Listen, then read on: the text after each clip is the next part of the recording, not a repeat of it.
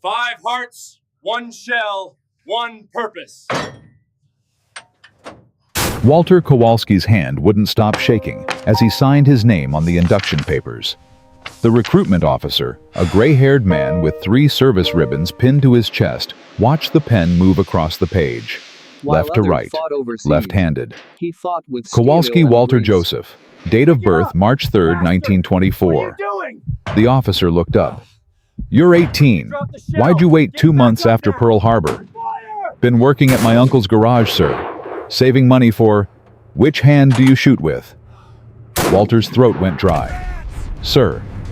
"Simple question, son. Right or left?" "I'm left-handed, sir, but I can learn to..." The officer stamped the papers. Red ink. Bold letters 4F. Rejected. Next. 5 hearts, 1 shell, Walter didn't move. 1 purpose. Behind him, 15 other boys from the neighborhood waited in line. Boys he'd grown up with. Boys who'd already heard the stamp.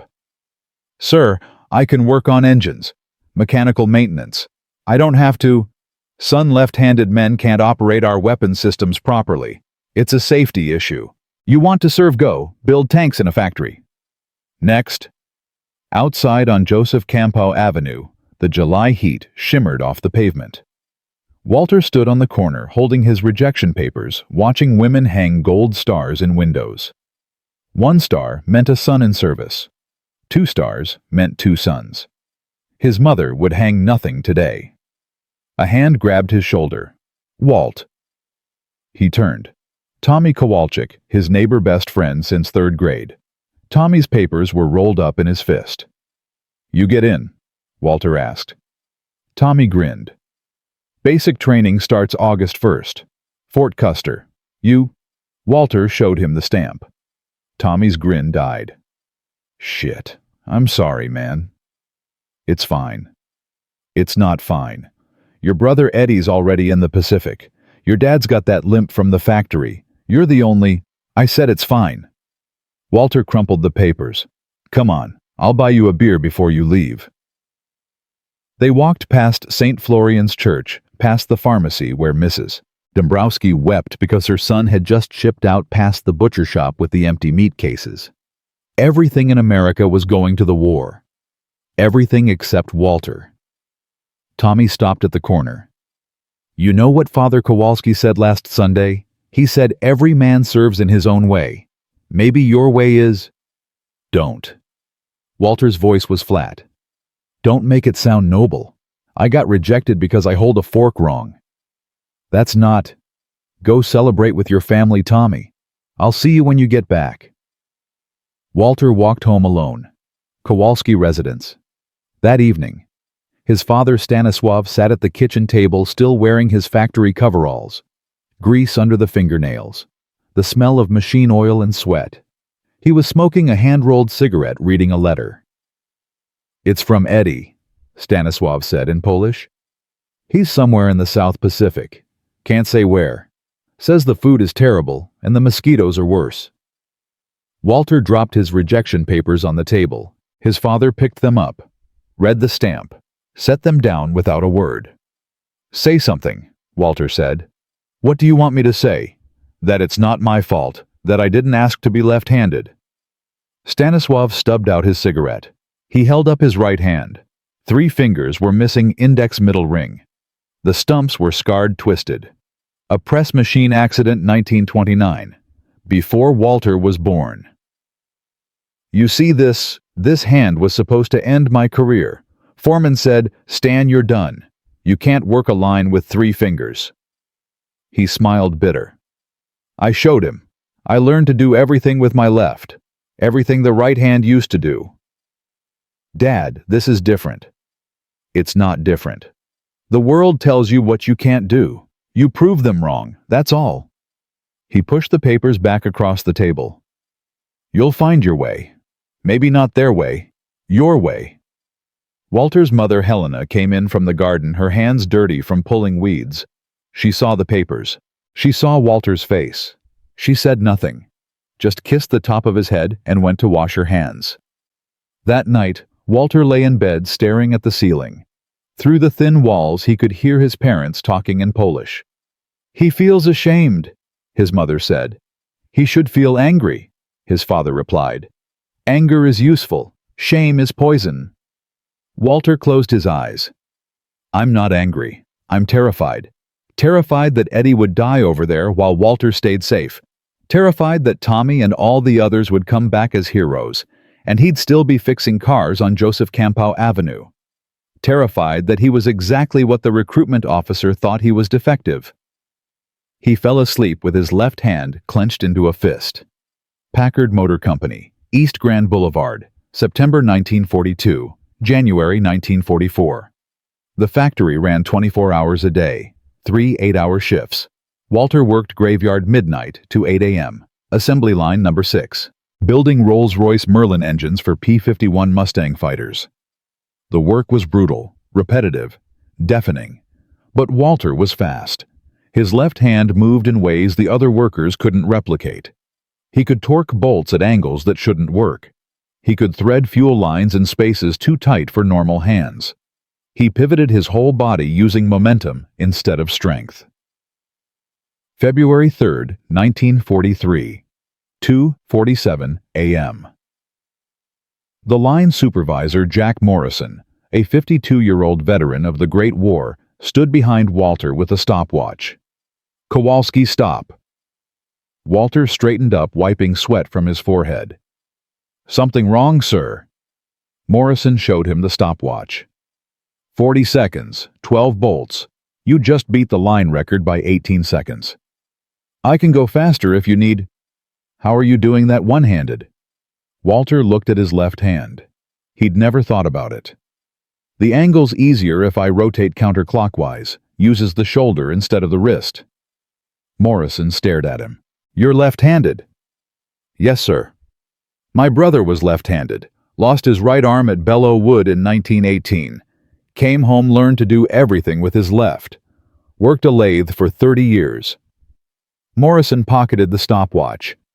He always said left-handed people see solutions backwards.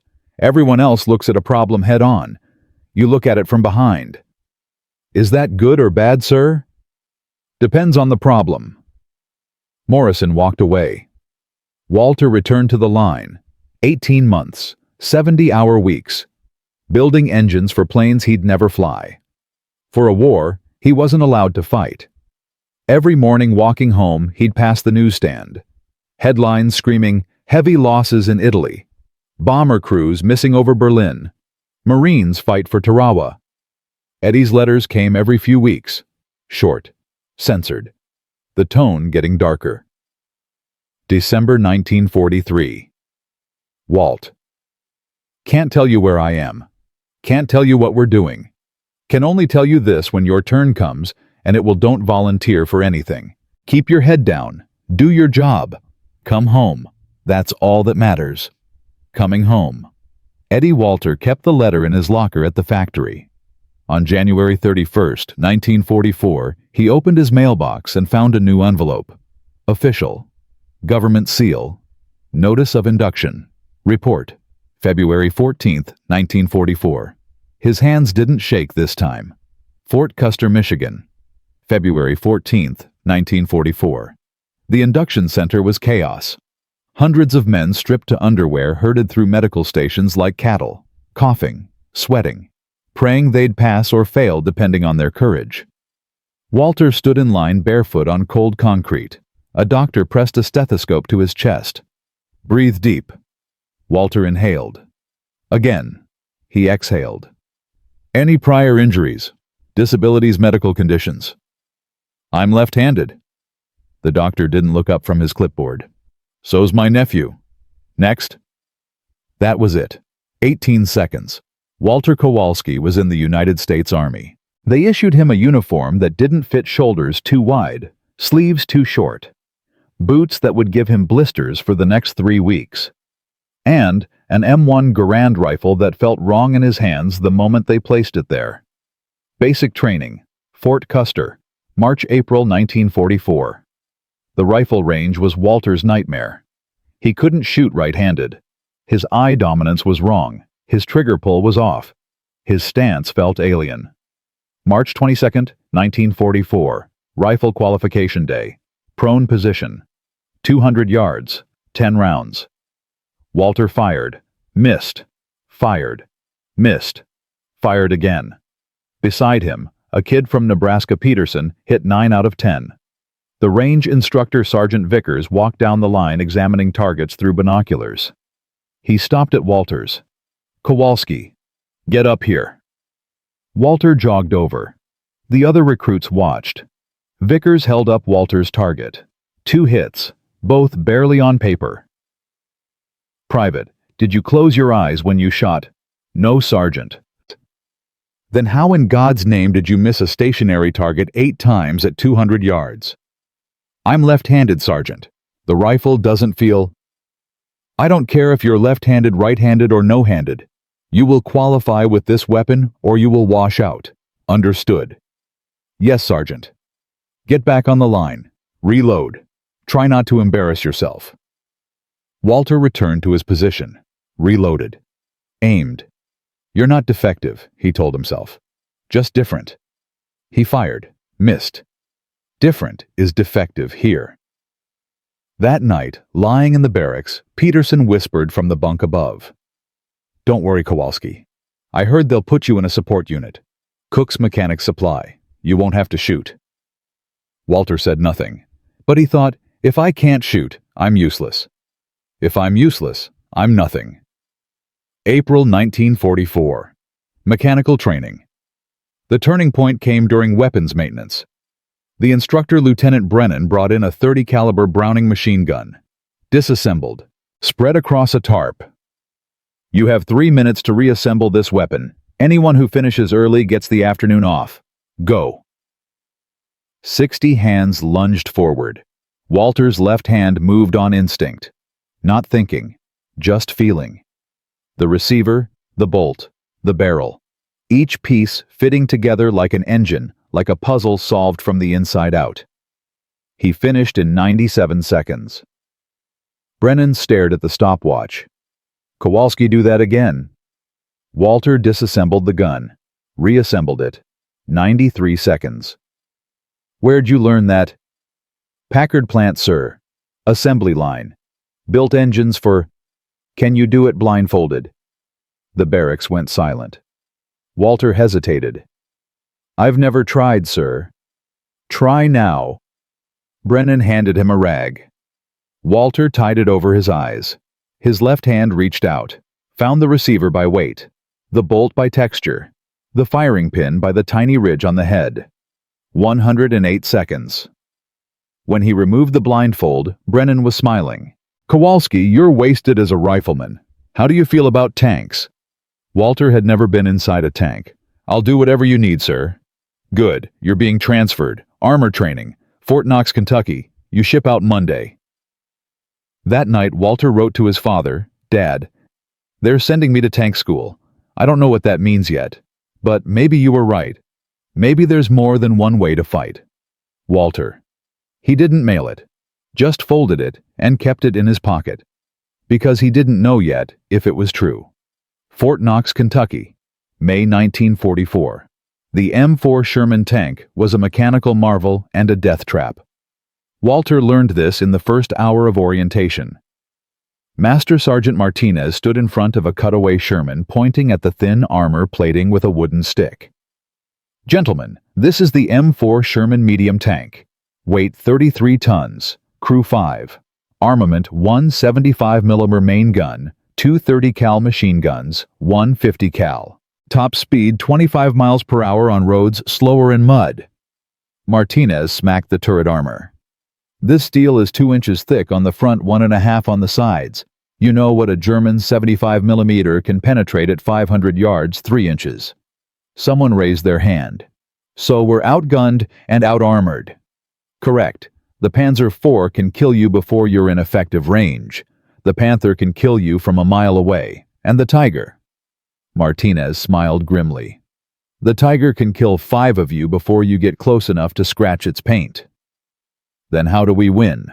another recruit asked. "Volume. We build 20 Shermans for every German tank. We lose 4, maybe 5 for every one we kill, but we have more. We always have more." Martinez pointed at each of them in turn. Your job is not to be a hero. Your job is to stay alive long enough to make the math work in our favor. Walter thought Eddie was right. This isn't the movies. Training focused on roles: driver, bow gunner, gunner, commander, and loader. The loader was the invisible man. No glory, no recognition, just speed. May 18th, 1944. Turret drills.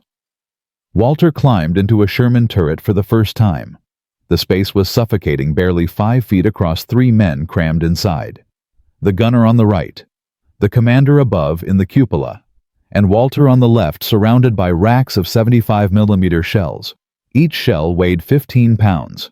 Brass casing, steel tip, propellant charge, 90 rounds stored in the turret and hull.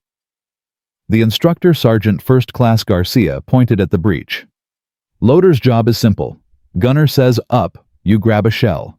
Gunner says the type, AP he smoke, you load it. Gunner says ready. You slam the breech, tap his shoulder, and get clear. Fast loaders keep crews alive. Slow loaders get everyone killed. Garcia demonstrated. Right hand pulls the shell from the rack. Left hand guides it into the breech. Face toward the gun. Eyes on the round. Your turn, Kowalski. Load AP.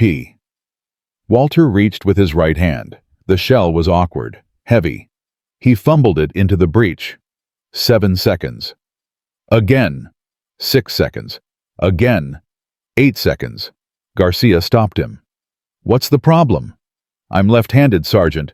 If I use my left hand to pull, I can... You'll turn your back to the gun. Yes, Sergeant, but that's against doctrine. You load facing the weapon. Period. Try again. Walter tried, failed, tried again. By the end of the week, his best time was 5.2 seconds. The platoon average was 4.1. At night, alone in the barracks, Walter practiced with his left hand, imagining the motion, the pivot, the rotation. He knew it was faster, but faster didn't matter if it was forbidden. June 6, 1944, D-Day. Walter listened to the radio in the Fort Knox rec room with 200 other trainees. Static, then voices. Then the announcement, Allied forces have landed in Normandy, France. The room erupted. Cheering. Men throwing hats in the air. Walter sat silent, because he knew what those words meant. Casualties. Replacements. His turn was coming. 3 weeks later, he graduated armor school. No honors. No awards. Just proficient stamped on his record. They shipped him to a replacement depot in New Jersey, then across the Atlantic on a Liberty ship. 11 days of vomiting card games and letters that would never be mailed. On August 29, 1944, Walter Kowalski stepped off a landing craft onto Omaha Beach. The beach was secure now, transformed into a supply depot. But the scars remained: blown pillboxes, rusted Czech hedgehogs, landing craft skeletons half buried in sand. A staff sergeant with a clipboard checked his name. Kowalski Walter J. Loader, 37th Tank Battalion, 4th Armored Division. Truck leaves in 20 minutes. Walter shouldered his duffel. Eddie, if you're still alive, pray for me. Near Nancy, France. September 14, 1944. The 37th Tank Battalion was refitting after 3 weeks of continuous combat. Tanks sat in muddy fields, mechanics swarming over them like ants. Crews slept in foxholes. Exhaustion was a physical presence. Walter found Company C and reported to First Sergeant Garrett. Garrett was 40 years old, thin as wire, with eyes that looked through people instead of at them. You're the new loader. Yes, Sergeant. You know what happened to the last one? Walter swallowed. No, Sergeant. 88 mm round through the turret. Killed him instantly. Killed the gunner, too. Commander lost his left arm below the elbow. We've patched the tank, replaced the gun, but we need a body. You're going to Sergeant Miller's crew. Garrett pointed across the field. That's Sherman, number 314. Lucky lady. Go introduce yourself. Walter walked through the mud. The tank was pockmarked with impact craters, fresh welds glowing silver against old paint. 3 men sat on the engine deck smoking. The one in the middle, wiry, sharp-eyed, with a cigarette dangling from his lip, looked up. "You the replacement?" "Yes, sir. Private Kowalski." "I'm Sergeant Raymond Miller. This is Corporal Barnes, our gunner." Barnes nodded dead-eyed. "And Private Dominguez, our driver." Dominguez was Mexican, maybe 19, with a rosary wrapped around his wrist. Miller studied Walter. "You trained at Knox?" "Yes, sir." "Then you know the job. We load fast, we shoot fast, we stay alive. Slow loaders die. And they take their crew with them. Understood?" "Yes, sir." Miller flicked his cigarette into the mud. "Good. Stow your gear inside. Get familiar with the turret. We roll at 0600. Walter climbed onto the tank, opened the turret hatch, dropped inside. The smell hit him first. Cordite, oil, sweat, blood. He looked at the left side of the turret, the loader's position. Dark stains on the metal, rust-colored, still visible despite someone's attempt to scrub them away. The last loader had died here, right where Walter would sit. He touched the stain with his fingers, still slightly sticky. Outside, he could hear Miller talking to Barnes. "Think this one'll last longer than 3 days?" "Doesn't matter," Barnes replied. "They keep sending them. We keep losing them." Walter sat down in the loader's seat, closed his eyes, and thought about his father's missing fingers, about Eddie somewhere in the Pacific, about the recruitment officer who'd stamped rejected on his papers 2 years ago. Maybe he was right, Walter thought. Maybe I'm not supposed to survive this. But then he placed his left hand on the breech of the 75mm gun, felt the cold metal, and thought, or maybe I just need to do it my way. Tomorrow they would roll toward the German border, and Walter Kowalski would learn whether his way would save him or kill him. The engine started at 0547 hours. Walter felt the vibration through his boots before he heard the sound, a deep rumble that turned into a roar as Dominguez gunned the throttle. Miller's voice crackled through the intercom. "Driver forward, gunner traverse left, loader stay alert." Walter braced himself against the turret wall as the Sherman lurched into motion. Through the periscope, he watched the French countryside slide past burned-out farmhouses, cratered fields, the skeletons of German vehicles rusting in ditches. They were heading east, toward the Moselle River, toward Germany. Barnes sat beside him, eye pressed to the gunner's sight, fingers resting on the traverse controls. He hadn't spoken a word to Walter since last night. "Barnes," Walter said, "can I ask you something?"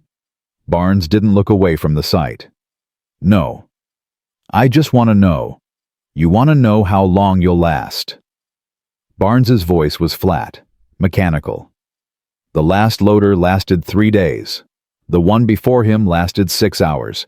The one before that made it 2 weeks, then got his head taken off by a tree branch when he was standing in the hatch. You'll last as long as you're fast and lucky. Probably not long." Walter's mouth went dry. "What was the last loader's name?" "Don't know. Didn't ask." Barnes adjusted the sight. "Asking names is bad luck." Miller's voice cut in. "Cut the chatter. We've got movement at 11 o'clock. Walter pressed his face to his own periscope. A German half-track burning in a ditch. Bodies scattered around it like broken dolls. "That's ours," Miller said. "3rd platoon hit them yesterday. Keep moving." The Sherman rolled past the wreckage. Walter caught a glimpse of a German soldier's face frozen in death, mouth open as if shouting. He was maybe 20 years old. That could be me tomorrow. The thought came unbidden. Walter pushed it away, but it clung to him like smoke. They drove for 3 hours, no contact, just the endless grinding of tracks, the diesel fumes, the sweat running down Walter's back inside the cramped turret. At 0912 hours, they stopped. Miller climbed out of the commander's cupola, dropped to the ground. 15-minute break. Stretch your legs. Piss if you need to. Don't wander. Walter climbed out, legs shaking from sitting in the same position. The morning was cold mist hanging in the valleys. Around them, 11 other Shermans sat in a loose formation, crews, smoking, talking in low voices. Dominguez was already out, kneeling beside the right track, examining the tension. "We've got a weak link here. If we hit mud, it might snap." "Can you fix it?" Miller asked. "Not here. Need a workshop." "Then we pray it holds." Miller lit a cigarette, offered one to Walter. "You smoke?" "No, sir." "Smart." Miller took a long drag. "You did okay this morning. Stayed calm. That's half the battle." Walter wanted to feel proud. Instead, he felt nauseous. "We didn't even see combat." "Combat's easy. Waiting for combat is what kills you." Miller looked at him. "You scared?" "Yes, sir." "Good. Fear keeps you sharp. It's when you stop being scared that you die." He pointed at Barnes, who was sitting on the turret staring at nothing. "Barnes stopped being scared 3 weeks ago. Watch him. He's already dead. Just doesn't know it yet." Before Walter could respond, the radio crackled. Miller jogged back to the tank, grabbed the handset. "Charlie 6, this is Charlie 2-3, over." A voice distant and distorted. "Charlie 2-3, be advised. Scouts report enemy armor moving south along Route 415. Estimated strength company-sized element. Panzers and Panthers. All units proceed with caution. Over." Miller's jaw tightened. "Roger, Charlie 6. Out." He dropped the handset. "Mount up. We're moving in 5. Walter scrambled back into the turret. His hands were shaking again. Barnes glanced at him. "First time?" "Yes." "You'll either freeze or you won't. If you freeze, we all die. So don't freeze." "How do I?" "You don't think. You just load. Like training. Muscle memory." Barnes's voice softened just slightly. "And if we get hit, if the shell comes through, don't scream. It wastes air. Just let it happen." Walter stared at him. "That's your advice?" Barnes shrugged. "Worked for me so far." The engine roared back to life. The Sherman rolled forward tracks, chewing into the dirt road. They moved in a column, now 4 tanks 50 yards apart. Through the periscope, Walter watched the tank ahead of them, Iron Fist commanded by Lieutenant Dawson. A good crew. Veteran. 3 confirmed kills. Miller's voice. "Eyes open. If you see muzzle flash, call it out immediately." The tension in the turret was a living thing. Walter could feel it pressing against his chest, making it hard to breathe. Minutes passed, then an hour. Nothing. The road curved through a forest. Trees pressed close on both sides, branches scraping the turret. Bad terrain. Ambush country. Walter's left hand rested on a 75mm armor-piercing shell. 15 pounds. Cold brass. If Barnes called for it, Walter would have maybe 3 seconds to load it before contact 11 o'clock Panzer. The world exploded. The gunner in Iron Fist fired first. A crack of thunder. The muzzle flash blinding through the periscope. The German tank, a Panzer IV, was half hidden behind a farmhouse 200 yards away. Iron Fist's shell hit low, sparking off the Panzer's tracks. The Panzer returned fire. The 75mm round hit Iron Fist dead center. The Sherman's turret erupted in flame, the explosion so violent that the entire tank lifted off the ground for a split second before crashing back down. Walter watched 4 men burn alive. He couldn't move, couldn't breathe. "Loader AP, now!" Barnes's voice cut through the paralysis. Walter's right hand grabbed the shell. Fumbled. The brass slipped in his sweaty palm. "Don't drop it. Don't drop it. Don't." He shoved it into the breech. The round went in crooked. He had to pull it back out, realign it, try again. 8 seconds. Barnes fired. The shell screamed out of the barrel, missing the Panzer by 10 feet, plowing into the farmhouse wall. "Fuck, reload!" Walter grabbed another shell, right hand, shaking, clumsy. 7 seconds. Barnes fired again. This time the shell hit the Panzer's turret, but didn't penetrate, just sparked off the armor like a firecracker. "They're moving. They're—" The Panzer's gun swung toward them. Walter saw the muzzle flash. Time stopped. He watched the shell cross the 200 yards between them in what felt like an hour, but was actually less than a second. The round hit the Sherman's front glacis plate, just below the driver's hatch. The impact sounded like a church bell struck with a sledgehammer. The shell didn't penetrate.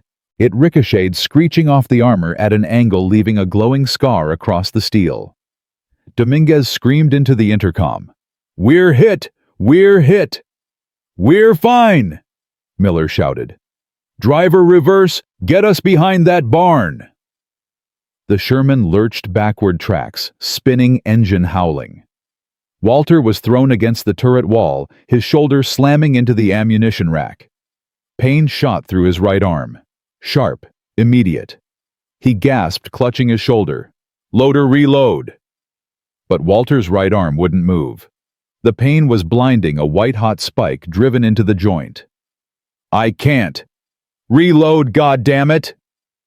The Panzer fired again. This round missed, punching through the barn wall 50 feet behind them. Walter looked at the shell rack, at his useless right hand, at Barnes, who was screaming at him. And then, without thinking, he twisted his body, turned his back to the gun, reached with his left hand, grabbed the shell, pivoted, shoved it into the breech in one smooth motion. 3 seconds. Barnes fired. The armor-piercing round hit the Panzer's side armor at an angle, penetrating just below the turret ring. The German tank shuddered. Smoke poured from the hatches. "Hit, good kill!" Miller's voice was almost joyful. "Driver, move up. Let's confirm." The Panzer's turret hatch flew open. A German tanker face-blackened uniform smoking crawled out. He collapsed onto the hull, not moving. Miller's voice was quieter now. "Ceasefire. They're done." The Sherman rolled forward slowly. Walter pressed his face to the periscope, watching the burning Panzer. Inside he could see shadows moving, men trying to escape, failing. He turned away. His right shoulder was throbbing. He touched it gingerly. Something was wrong, not broken, but damaged. Pulled muscle. Maybe torn ligament. Barnes was staring at him. "What the hell was that?" "What?" "You turned your back. That's not doctrine." Walter's heart was still hammering. "I couldn't use my right hand. My shoulder." "So you used your left?" Barnes's expression was unreadable. "That was 3 seconds. Fastest load I've seen since we landed in France." Miller dropped down into the turret, his face streaked with soot. "Kowalski, you hurt?" "Shoulder, sir. I think I pulled something when we got hit." Miller examined it, probing with his fingers. Walter winced. "It's not broken, but you'll be sore for a week." Miller looked at Barnes. He loaded with his left hand. "Yes, sir." "Can you do it again?" Miller asked Walter. Walter flexed his left hand. "Yes, sir." "Then do it that way from now on. I don't care about doctrine. I care about staying alive." Miller climbed back up to the cupola. "Driver, get us back to the column. We've got a long day ahead." As the Sherman rumbled away from the burning Panzer, Walter sat in the loader's position, cradling his injured shoulder, and thought about what had just happened. He'd broken the rules, done the wrong thing, and it had saved their lives. Barnes leaned over, voice low. "You've got a name now." "What?" "I know your name. Walter. You lasted longer than 3 days." Barnes almost smiled. "Don't make me regret learning it." Walter didn't know whether to laugh or cry, so he just nodded, and prepared for the next shell. Because he knew now the training manuals were written by men who'd never fought in a Sherman. Men who'd never felt a Panzer's gun sight settle on their forehead. Men who'd never had to choose between doctrine and survival. Walter had made his choice. And somewhere deep in his gut, he knew he'd have to make it again. Soon. They rejoined the column at 13:47 hours. Iron Fist was gone, just a smoking hulk by the roadside, 4 crosses hammered into the dirt beside it. Miller reported the kill to the company commander. Received new orders. They would advance to a town called Aracourt, 30 miles east. Intelligence suggested German armor was concentrating there. "How much armor?" Miller asked over the radio. "Unknown. Could be a platoon. Could be a division. Proceed with caution." Miller hung up the handset. "We're walking into a meat grinder." Barnes said nothing.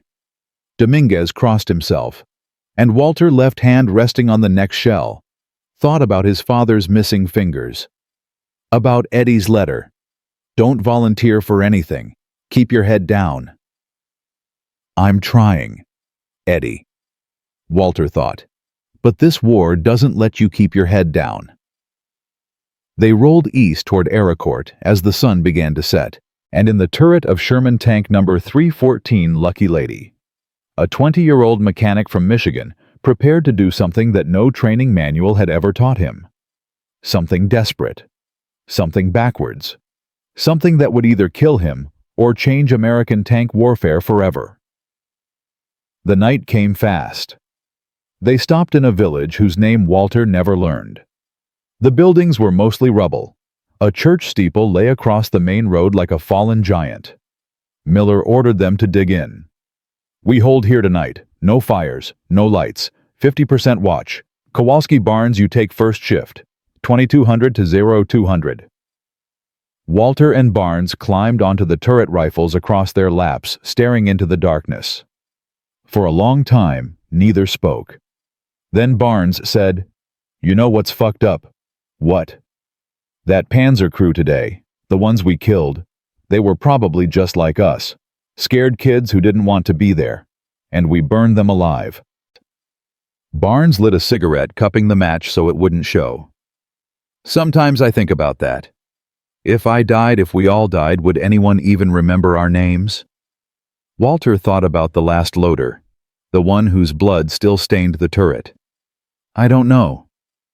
"Me neither." Barnes exhaled smoke. "But I'll tell you what I do know.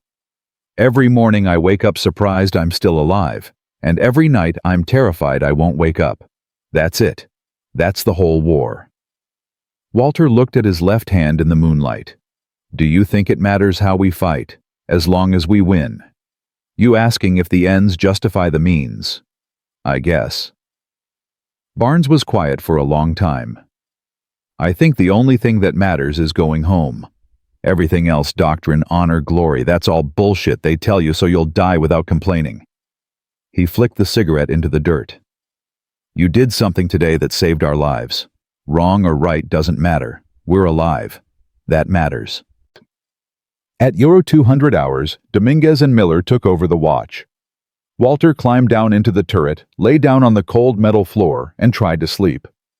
But every time he closed his eyes, he saw the Panzer burning, saw the German tanker crawling out collapsing, saw Iron Fist exploding, 4 men dying in an instant. War wasn't glorious. It wasn't noble. It was just choosing who dies, them or you. And Walter had made his choice. The question was, how many more times would he have to make it before this war let him go home? In the darkness, Walter whispered a prayer his mother had taught him in Polish. A prayer for the dead. He prayed for the German tankers. He prayed for the crew of Iron Fist. And he prayed for himself that when his time came, it would be fast. But dawn was coming, and with it, Aracourt. And Walter Kowalski's place in history, earned not through brilliance, but through desperation, was less than 18 hours away. The fog came at dawn like a living thing rolling across the fields outside Aracourt in thick gray waves. Walter woke to the sound of Miller pissing against the side of the Sherman, the stream hissing against cold metal. "Up," Miller said without looking back. "We move in 20. Walter's shoulder screamed when he tried to sit up. The pain had deepened overnight, spreading from the joint down into his chest. He tested his right arm, could barely lift it above his waist. Barnes was already awake, checking the gun sight, his movements mechanical. Dominguez was under the tank examining the tracks with a flashlight. "That link's going to snap today," Dominguez called up. "I can feel it." "Then pray it waits until after we're done fighting," Miller said. He climbed onto the turret, scanning the fog with binoculars. "Can't see shit. This weather's going to get us killed." Walter pulled himself up through the loader's hatch, wincing. The village was silent, except for the idle rumble of diesel engines. 11 Shermans arrayed in a loose defensive line. Crews moving like ghosts in the mist. A jeep pulled up. Captain Rosenthal, the company commander, stepped out. He looked like he hadn't slept in a week. "Listen up," Rosenthal said, loud enough for all the crews to hear. "Intelligence says there's a German armored column moving through Aracourt. Could be a probe, could be a counterattack. Either way, we're the only thing between them and Nancy." He pointed east. "We hold this position until relieved, or until there's nothing left to hold it with. Questions?" No one spoke. "Good. Mount up. Stay on the radio. And for God's sake, stay alive." The jeep drove away. Miller dropped into the turret. "You heard him. Driver, start the engine. Gunner, load AP. Loader." He looked at Walter. "How's that shoulder?" "I can work, sir." "With your left hand?" "Yes, sir." Miller nodded. "Then that's what you do. I don't care if it's backwards, sideways, or upside down. You keep Barnes fed, and we'll keep breathing." The engine roared to life. The Sherman lurched forward, tracks clanking the fog, swallowing them within seconds. Walter took his position on the left side of the turret, left hand resting on the first AP round. His heart was hammering. Not from fear, now from something else. Anticipation. The knowledge that today would decide if he lived or died by his own rules. Barnes's voice came through the intercom, calm and dead. "Traversing right. Miller, what's our field of fire?" 200 yards to that tree line. Nothing beyond that. Can't see a goddamn thing." They waited. The fog pressed against the vision blocks like wet cotton. Walter could hear his own breathing too loud in the enclosed space. Could smell Barnes's cigarette smoke, Dominguez's nervous sweat, the oil and cordite baked into every surface. Minutes crawled past. Then Miller's voice tight. "Contact. 12 o'clock, 300 yards. I count, Jesus Christ, I count 6, no 8. Panzers and Panthers. They're coming right at us." Walter's stomach dropped. Barnes's hands moved to the gun controls. "Range. 250 and closing. Wait for it." Through his periscope, Walter caught glimpses of movement in the fog. Dark shapes. The grinding sound of tracks. The Germans were advancing in lines spread across the field. 200 yards, Miller said. Barnes centered the gun sight. Locked. Fire when ready. The 75mm gun roared. The breech slammed back, ejecting the spent casing with a metallic clang. Smoke filled the turret. "Miss high and right," Miller shouted. "Reload!" Walter's left hand moved without thought, grabbed the next AP round, twisted his body, shoved the shell into the breech. 2.8 seconds. Barnes fired. "Hit turret shot on the lead Panzer. It's burning." But the other Germans kept coming. Multiple targets. Barnes, pick your shots. Kowalski, stay fast. The world collapsed into rhythm. Barnes called for a round. Walter loaded. The gun fired. The breech ejected. Walter loaded again. AP. AP. AP. His left hand moved in a blur, the motion ingrained, now his body pivoting in ways the manual never taught. He didn't watch the breech. He felt it. Felt the angle, the alignment, the exact moment when the shell seated properly. 2.7 seconds. 2.5 seconds. Barnes was firing as fast as Walter could feed him. The turret filled with smoke so thick Walter couldn't see Barnes 3 feet away. His eyes were streaming. His lungs burned. "Second Panzer down." Miller's voice was hoarse from shouting. "Third one's moving left. Traverse. Left Barnes." The turret swung. Walter braced himself against the ammunition rack. his injured shoulder screaming, but the pain was distant now, irrelevant. "Loaded!" he shouted. Barnes fired. "Miss reload!" Walter's hand moved. Shell in. Breech closed. 2.4 seconds. Barnes fired again. "Kill, that's 3, but we've got shit incoming." The world turned white. The German 75mm round hit the Sherman's turret at an angle glancing off the armor with a sound like the end of the world. The impact threw Walter against the turret wall. His head hit metal. Stars exploded across his vision. "Everyone okay?" Miller's voice panicked for the first time. "Driver's fine." Dominguez breathless. "Gunners up." Barnes. "Loader." Miller shouted. "Kowalski." Walter's ears were ringing. He tasted blood, but his left hand was already reaching for the next shell.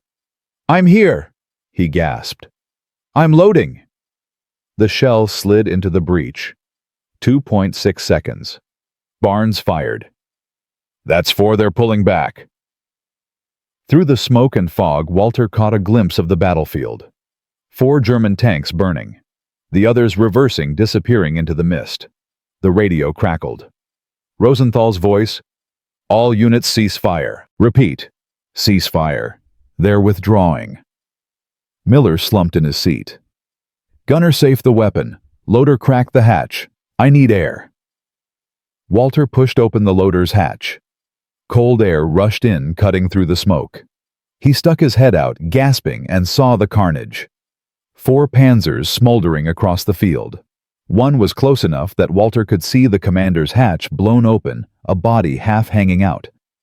Other Shermans were burning too. He counted 3, maybe 4.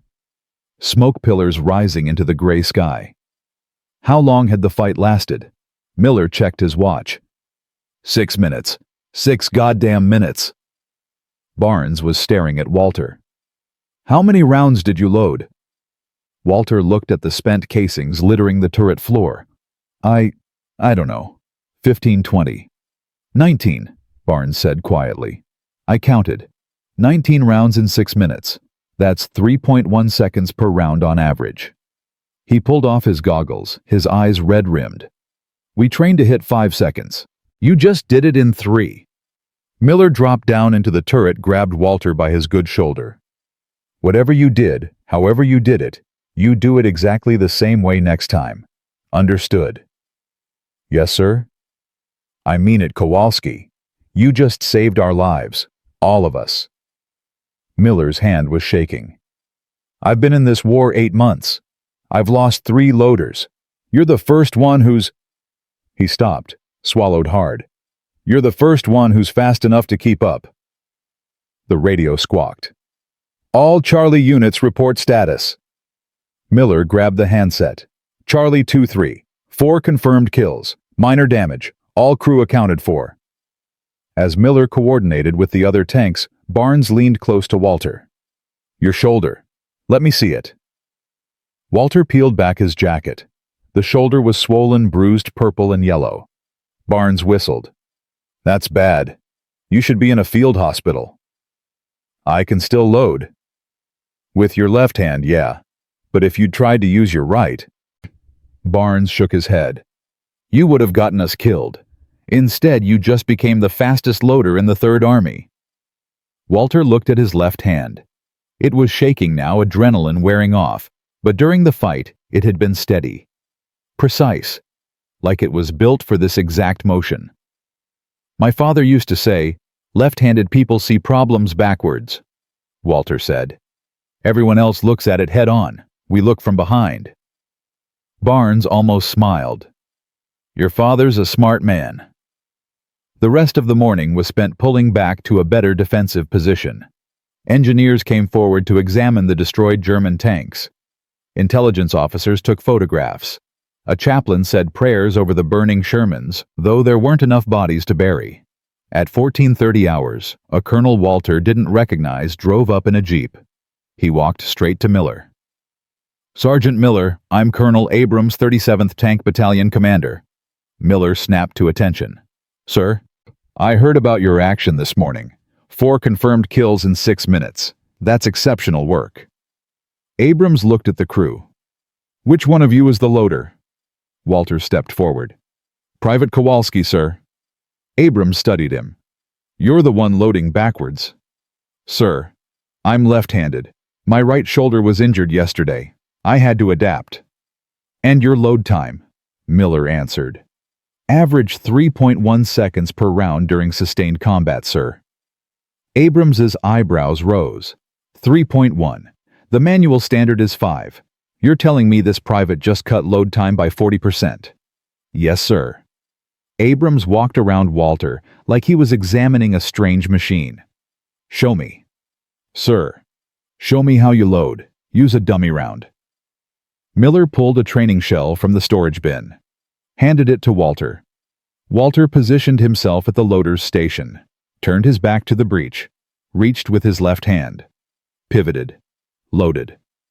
Abrams watched in silence. Then he turned to Miller. How long have you been doing it this way? Since yesterday, sir. First combat was this morning. And your crew is still alive?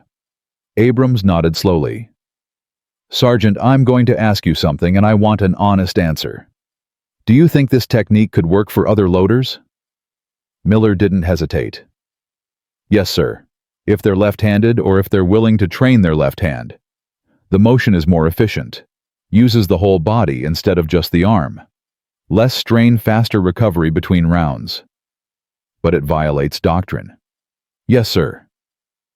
Abrams was quiet for a long time.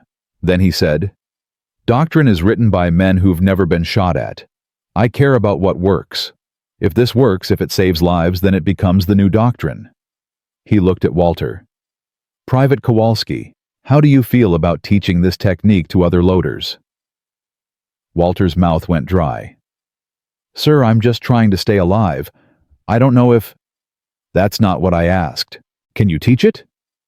Walter thought about his father, about the factory, about the way his left hand had always moved differently, more naturally. Yes, sir? I think so. Good. Miller, I'm detaching your crew for 3 days. You'll report to the battalion training area. Kowalski will demonstrate his loading technique to every loader in the battalion. We'll see if it's replicable. Abrams started to walk away, then stopped. And, Sergeant, if this works, your crew gets first pick of hot chow for a month. After Abrams left, Barnes started laughing, actually laughing the first time Walter had heard it. What's funny? Walter asked. You just broke the Army's rules, saved our asses, and now they're going to make you a teacher. Barnes clapped him on the back. Kid, you might actually survive this war. But Walter wasn't thinking about survival anymore. He was thinking about the 19 shells he'd loaded, the 4 German tanks burning in the field, the 3 American Shermans that hadn't made it. He'd done something wrong, and it had worked. But it had only worked because desperation forced him to try. How many other loaders had died doing it the right way? How many would have lived if they'd been allowed to break the rules? That night, sitting on the turret under a clear sky, Walter wrote another letter to his father. Dad, remember what you said about left-handed people seeing problems backwards? You were right. I can't tell you what I'm doing or where I am. But I can tell you this, sometimes the only way forward is to turn around. I hope Eddie's okay. I hope you and Mom are safe. And I hope when I come home, I can explain why everything they said was wrong about us. Walter. He folded the letter, put it in his pocket, and somewhere in the distance artillery rumbled like distant thunder. And Walter Kowalski, the mechanic who wasn't supposed to survive the left-handed reject, the private who'd accidentally rewritten American tank doctrine, closed his eyes and slept. Dreaming not of glory or heroism, but of a simple workshop in Detroit where being different wasn't a curse. Where being backwards was just another way of seeing the world clearly. The battalion training area was a muddy field, 3 miles behind the front lines, marked by white tape, and a single burned-out Panzer hull that someone had dragged in for target practice. 23 loaders stood in a semicircle around Sherman number 314, their breath misting in the cold October air. Walter stood beside the tank, his injured shoulder wrapped in bandages under his jacket. Colonel Abrams was there along with 6 other officers Walter didn't recognize. Miller stood off to the side, smoking, watching. "Gentlemen," Abrams began, his voice carrying across the field, "what you're about to see violates every loading manual the Army has published. It contradicts doctrine. It looks wrong. But in combat 2 days ago, Private Kowalski used this technique to load 19 rounds in 6 minutes, while under direct fire from German armor. His crew killed 4 enemy tanks and survived. That's all that matters." A loader from 3rd Platoon, a thick-necked kid from Texas named Hutchins, raised his hand. "Sir, are we being ordered to load backwards?" "You're being ordered to keep an open mind," Abrams said. "After the demonstration, each of you will try it. If it works for you, you'll train with it. If it doesn't, you'll continue loading the standard way, but you will try it." "Understood." Murmurs of "yes, sir" rippled through the group. Abrams nodded to Walter. "Show them."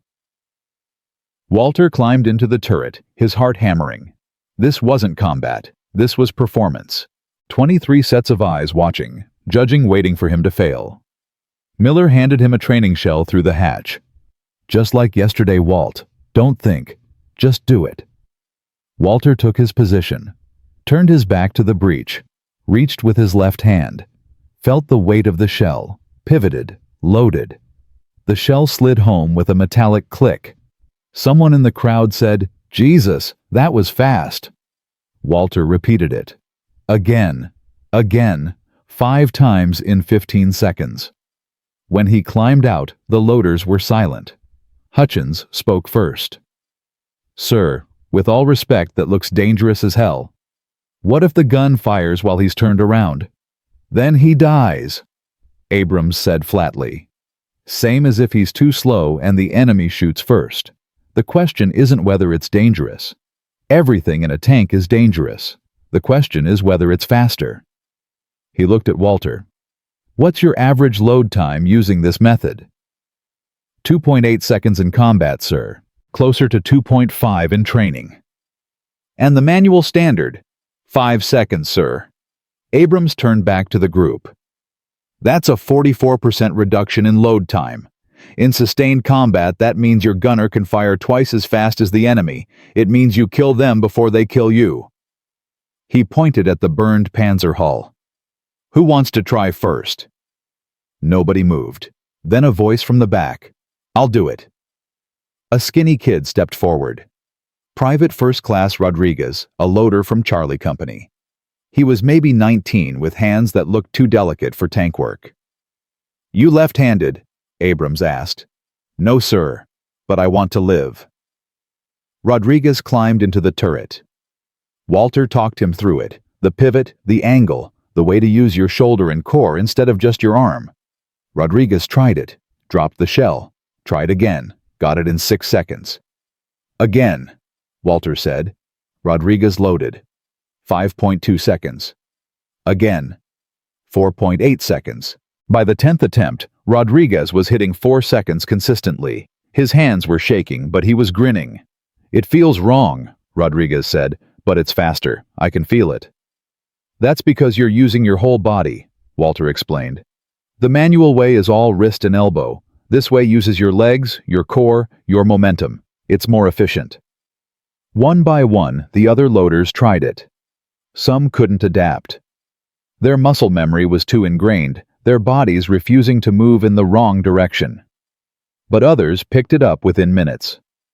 By the end of the first day, 11 loaders had switched to Walter's technique. That night, sitting around a fire with Miller and Barnes, Walter asked the question that had been eating at him. "What if I'm wrong? What if someone gets killed because I taught them to do it this way?"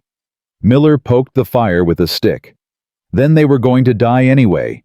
You didn't invent danger, Walt. You invented a way to survive it." "But the Army built the doctrine for a reason." "The Army built the doctrine in peacetime," Barnes interrupted, "by people who never fought in a Sherman. They tested it on firing ranges where nobody shoots back. You tested it with a Panzer trying to kill you. Which one matters more?" Walter didn't answer. Barnes continued, his voice softer than usual. "You know what my first loader told me? Before he died, he said, 'If I ever get too slow, just shoot me. Don't let me be the reason we burn.' That's what we live with, every day. The knowledge that being slow means everyone dies." He looked at Walter. "You made us fast. That's all that matters." By the third day, word had spread beyond the battalion. Loaders from other companies started showing up asking to see the backwards technique. Officers came to observe. Someone from division headquarters took photographs. On October 5, 1944, General George S. Patton himself arrived. Walter was in the middle of demonstrating the loading sequence when the jeep pulled up. He didn't notice until Miller hissed, "Attention!" and suddenly everyone was standing rigid. Patton stepped out wearing his famous polished helmet and ivory-handled revolvers. He was shorter than Walter expected, but his presence filled the entire field. "Which one is Kowalski?" Patton's voice was high-pitched, almost nasal, nothing like the growl Walter had imagined. "Here, sir." Walter stepped forward. Patton walked around him, examining him like a piece of equipment. "You're the loader who's been breaking regulations." "Sir, Don't apologize. I hate apologies. Did you or did you not increase your crew's survival rate by loading faster than doctrine allows?" "Yes, sir." "And you did this by turning your back to the gun?" "Yes, sir." Patton grunted. "Show me." Walter climbed into the turret, demonstrated the technique.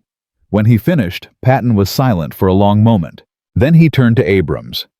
"How many loaders have adopted this method?" 47 in the 37th Battalion, sir. Another 63 across the division. "And their performance?" "Load times reduced by an average of 38%.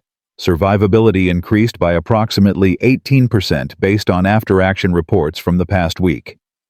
Patton nodded slowly. "Here's what's going to happen. Every loader in 3rd Army will be trained in this technique. Those who can't adapt will be reassigned. This becomes standard operating procedure effective immediately." He looked at Walter. "What's your name again?" "Kowalski, sir. Private Walter Kowalski." "Well, Private Kowalski, you just changed how the United States Army fights a tank war. How does that feel?" Walter's throat was dry. "Terrifying, sir." Patton laughed, a sharp barking sound. "Good. Fear keeps you honest. Pride makes you dead." He started to walk back to his jeep, then stopped. "And Kowalski, any officer who tries to stop your men from using this technique will answer to me personally. Tell them that." After Patton left, the field erupted in whispers. Walter stood there stunned until Miller grabbed his arm. "You know what you just did?" Miller's eyes were wide. "You just got a direct order from Patton. That doesn't happen to privates." "I don't want orders from generals," Walter said quietly. "I just want to go home." "Then keep doing what you're doing, because you just bought every loader in this army a better chance of getting home too." The training continued for another week. Walter worked with loaders from across 3rd Army, teaching them the pivot, the angle, the rhythm. Some learned in hours. Others took days. A few never got it. But the numbers didn't lie. Crews using Walter's technique were killing German tanks faster and dying less. The reports filtered up through the chain of command. Tank commanders requested loaders trained in the Kowalski method. Supply officers started modifying turret layouts to accommodate the backwards loading position. By October 20, 1944, Walter's technique was being taught at Fort Knox. New loaders arriving in Europe already knew it. It had become doctrine, and Walter Kowalski, the reject, the defective left-handed kid from Detroit, had accidentally rewritten the manual. But he didn't feel like a hero. He felt tired. On October 22nd, the 37th Tank Battalion received orders to move east again. The war wasn't over. Germany was retreating, but they were retreating with their teeth bared, fighting for every inch. Walter returned to Sherman 314 Lucky Lady and took his position in the turret. His shoulder had healed enough that he could lift his right arm again, but he kept loading with his left. It felt natural now, efficient. Barnes settled into the gunner's seat. "Ready to go kill some more Nazis?" "No," Walter said honestly, "but I'll do it anyway." Miller dropped into the commander's position. "Third Army's pushing for the German border. We're the tip of the spear. It's going to be ugly." Dominguez started the engine. The Sherman rumbled to life. As they rolled out, joining a column of 60 other tanks moving east through the French countryside, Walter thought about his father's missing fingers, about Eddie somewhere in the Pacific, about Tommy Kowalski, his friend from the neighborhood, who was probably dead by now, even though Walter would never know for sure. He thought about the German tankers he'd killed, the Americans he'd saved, the loaders who were alive now because he'd shown them a different way. And he thought about the paradox of it all, that the army had rejected him for being left-handed, then made him teach everyone to fight like a left-handed person. Barnes's voice pulled him back. "You okay?" "Yeah." Walter lied. "Just thinking." "Don't.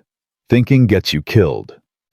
But Walter couldn't stop, because he understood now what his father had meant about seeing problems backwards. The army had looked at left-handed people and seen defects. Walter had looked at the same problem and seen an advantage. The world said he was wrong. The manual said he was wrong. Every instructor at Fort Knox had said he was wrong. But the battlefield, the only place where truth mattered, said he was right, and that terrified him more than any Panzer ever could. Because if the army was wrong about this, what else were they wrong about? How many men had died following doctrine that didn't work? How many would keep dying because nobody questioned the rules? The Sherman rolled east toward Germany, toward winter, toward battles that would make Aracourt look like a training exercise. And Walter Kowalski, the backwards loader, the accidental innovator, prepared to do what he'd been doing since that first fight, survive by breaking the rules that were supposed to keep him alive. In the distance, artillery rumbled. Closer now, always closer. Miller's voice crackled through the intercom. "Load AP, we're going in hot." Walter's left hand moved to the ammunition rack, muscle memory taking over the motion as natural as breathing. He was ready. Not because he was brave, not because he believed in glory or honor or any of the words they used in training, but because he'd learned the most important lesson of war, that survival doesn't come from following the rules. It comes from knowing which rules to break. And when. And why. The fog was lifting ahead of them, revealing the road to Germany and whatever waited beyond. The war in Europe ended on May 8, 1945, but Walter didn't learn about it until 3 days later. He was in a field hospital in Bavaria, his left hand wrapped in bandages from burns he'd gotten when an 88mm round had penetrated the turret and ignited the ammunition stored beside him. The explosion had killed Dominguez instantly. Barnes lost his right leg below the knee. Miller survived with shrapnel in his chest and a punctured lung. Lucky Lady burned for 6 hours before anyone could get close enough to pull out what was left. Walter had loaded his last shell on May 3, 1945. He didn't remember it. The morphine had erased everything after the flash of light and the sensation of flying through the air. A nurse, an older woman from Philadelphia named Catherine, sat beside his bed and told him the news. "It's over," she said gently. "Germany surrendered. You're going home." Walter stared at the ceiling. "What day is it?" "May 11th. "And Dominguez?" Catherine's face fell. "I'm sorry." Walter closed his eyes. He'd known, but hearing it made it real. Dominguez, who crossed himself before every battle, who kept a photograph of his mother tucked inside his helmet, who'd survived 11 months of combat only to die 5 days before the war ended. "Barnes," Walter asked. "He's alive, 2 beds down. He's asking for you." Walter tried to sit up. Pain shot through his left side. Catherine pushed him back down. "You've got 3 broken ribs, burns on your hand and forearm, and a concussion. You're not going anywhere for at least a week. I need to see him."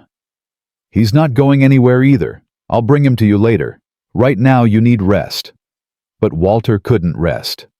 Every time he closed his eyes, he saw Dominguez's face, heard the explosion, felt the heat. That night they wheeled Barnes over to Walter's bed. Barnes's right leg was gone, the stump wrapped in white bandages. His face was gray, his eyes hollow. "Hey, Walt," Barnes said, his voice weak. "Hey." They sat in silence for a long time. Finally Barnes spoke. "You hear about Miller? Catherine said he's alive. He's getting a Silver Star for keeping the crew fighting even after we got hit." Barnes laughed bitterly.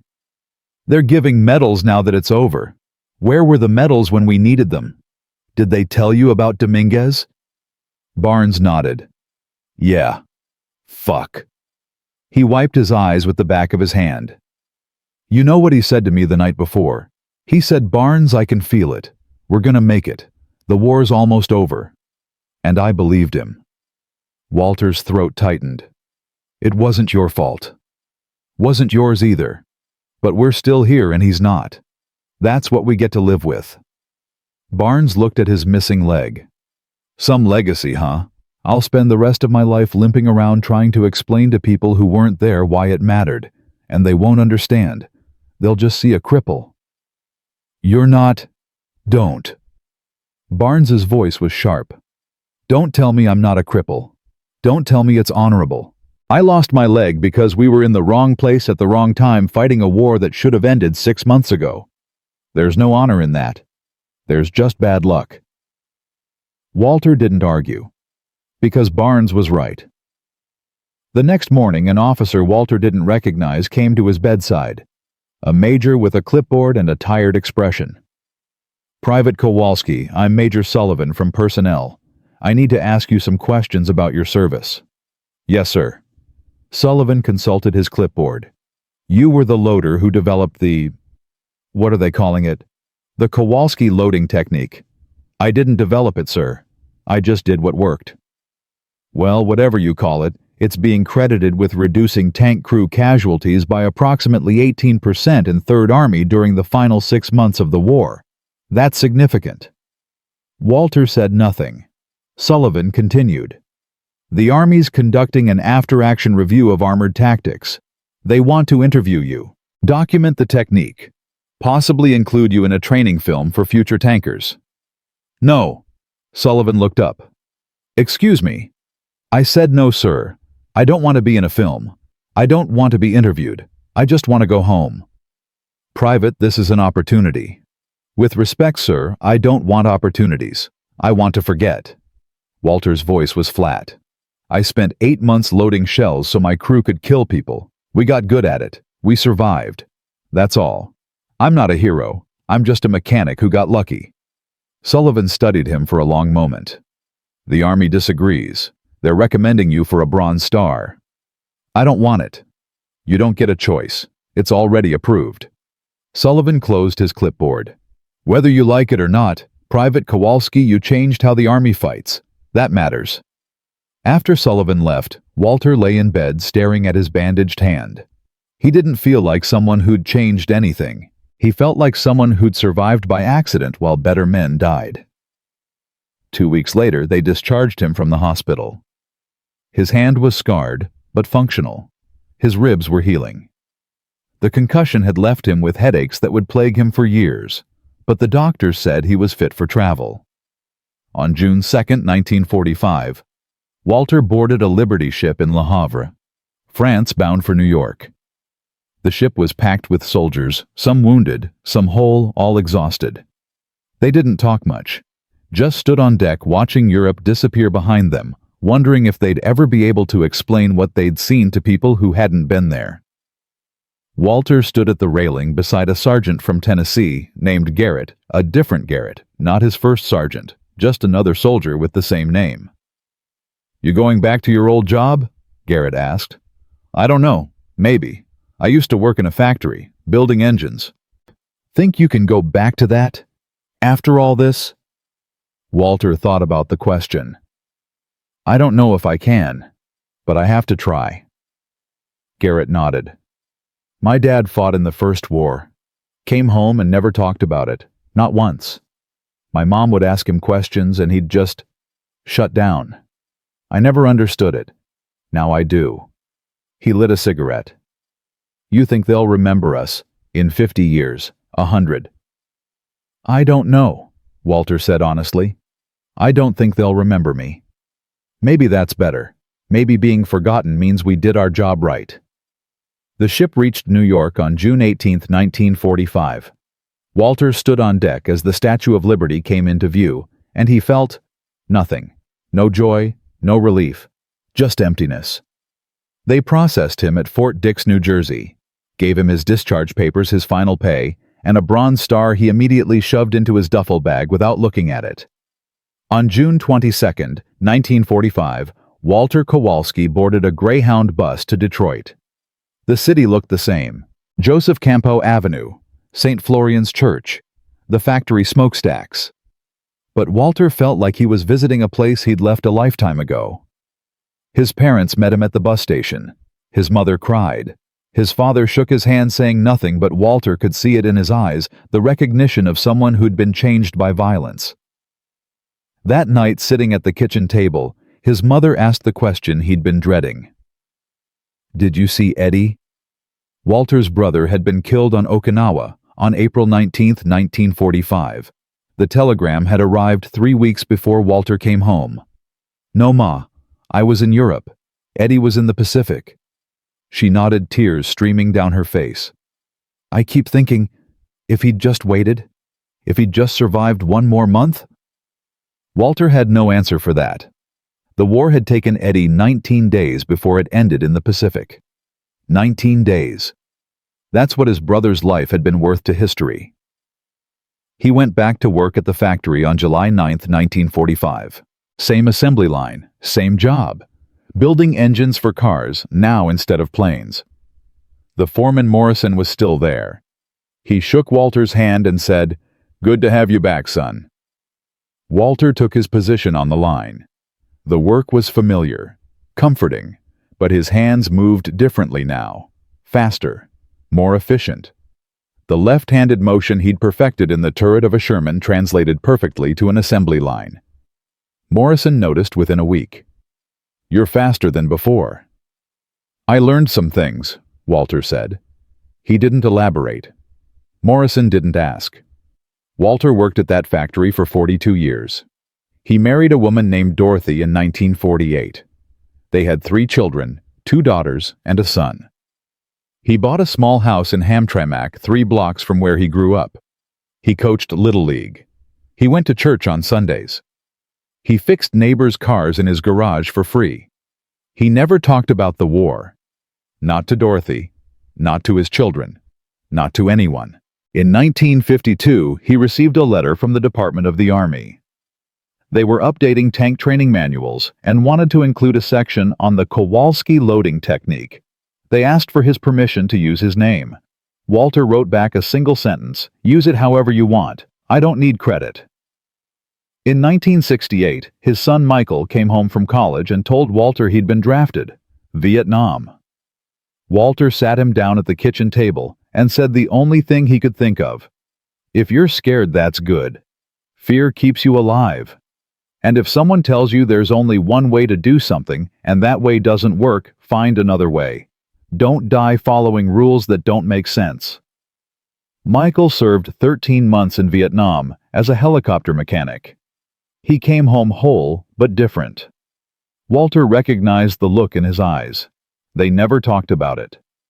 In 1987, a historian from the Army War College tracked Walter down. She was writing a book about armored warfare in World War II and wanted to interview him about his loading technique. Walter, now 63 years old, gray-haired and retired, invited her to his garage. "What do you want to know?" he asked. "How did you come up with the idea? The backwards loading." Walter picked up a wrench from his workbench, turned it over in his left hand. "I didn't come up with anything. My right shoulder was hurt. I had to use my left hand, that's all." "But you realized it was faster." "I realized I didn't want to die. Everything else just happened." The historian wrote furiously in her notebook. Do you know that your technique is still taught today? Every loader in the U.S. Army learns it. It's in the manual. Walter shrugged. Good for them. Don't you feel proud? You changed military doctrine? Walter set down the wrench. Ma'am, I'm proud that I survived. I'm proud that some of my crew survived. I'm proud that I came home and built a life. The rest of it, the technique, the doctrine, the medals, that's not mine. That belongs to all the guys who didn't make it home. The ones who died loading the right way because nobody told them they could try something different. The historian's face softened. Like who? Like my driver, Dominguez. Like my friend Tommy who died in the Hurtgen forest. Like the loader before me whose name I never learned. Like my brother Eddie. Walter's voice cracked slightly. They're the ones who should get the credit, not me. The book came out in 1989. It dedicated an entire chapter to Walter's innovation. He never read it. On November 3, 2004, Walter Kowalski died in his sleep. He was 80 years old. His obituary in the Detroit Free Press was 3 paragraphs long.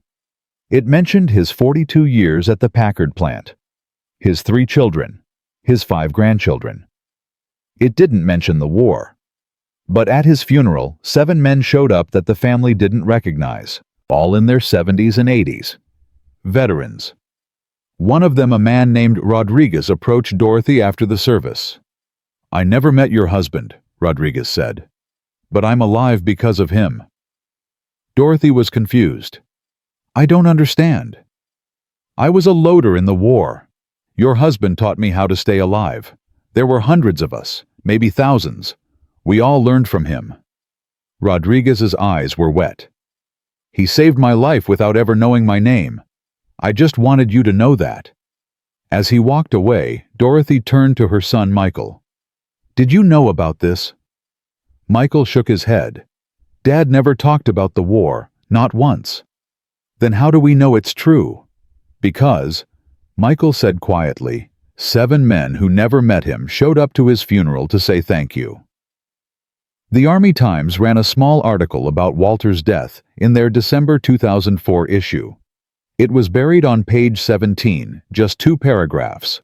Walter J. Kowalski, 80, died November 3 in Detroit, Michigan. Kowalski served as a tank loader in the 37th Tank Battalion, 4th Armored Division during World War II. He is credited with developing an alternative loading technique that significantly reduced crew casualties during the final months of the European campaign. The technique, which involved loading with the left hand while facing away from the breech, reduced average load time from 5 seconds to approximately 3 seconds. It became standard doctrine in 1945 and is still taught to U.S. Army tank crews today. Kowalski was awarded the Bronze Star, but declined to participate in any official recognition ceremonies. He is survived by his wife, 3 children, and 5 grandchildren. That was it. 2 paragraphs for a man who'd changed how armies fight. But maybe that's fitting, because Walter never wanted recognition. He just wanted to survive, to come home, to live a quiet life. And he did. In 2019, the Army published a new field manual on armored warfare. Section 4. 7. Loader Techniques and Efficiency. Includes detailed instructions on the Kowalski Method, complete with diagrams and training protocols. Walter's name appears 3 times. He would have hated that. But the thousands of loaders who learned his technique and came home alive, they understand. Sometimes history isn't written by the loudest voices or the highest ranks. Sometimes it's written by a scared 20-year-old mechanic from Detroit who just wanted to stay alive and accidentally discovered that the wrong way to do something can be the right way if it saves lives. Today, if you visit the U.S. Army Armor School at Fort Moore, Georgia, there's a small plaque in the training building. It reads, "In memory of PFC Walter J. Kowalski, 37th Tank Battalion, 4th Armored Division. His innovation under fire saved countless lives and changed the way the Army fights." Sometimes courage doesn't roar. Sometimes it simply refuses to stop loading. The plaque was installed in 2014, 10 years after Walter died, paid for by a collection of tank veterans who'd learned his technique. Walter never knew about it. But maybe that's appropriate, because the best legacies aren't the ones we build for ourselves. They're the ones that outlive us quietly, saving lives passed from generation to generation long after our names are forgotten. Walter Kowalski died believing he was just a mechanic who got lucky. But the truth is simpler and more profound. He was a man who, when faced with a choice between following the rules and staying alive, chose to stay alive, and in doing so, gave thousands of others the same choice. That's not luck. That's legacy. And in the end, maybe that's all any of us can hope for, not to be remembered for what we were told to do, but for what we chose to do when the rules no longer made sense. Walter chose to turn his back, and in that turning, he faced the truth. If you believe stories like Walter's deserve to be remembered, not celebrated, but remembered, share this. Write a name in the comments. The name of someone who survived by breaking the rules, or someone who didn't survive because they followed them. Because the greatest act of remembrance isn't building monuments. It's making sure that the next scared kid in an impossible situation knows sometimes the only way forward is to turn around.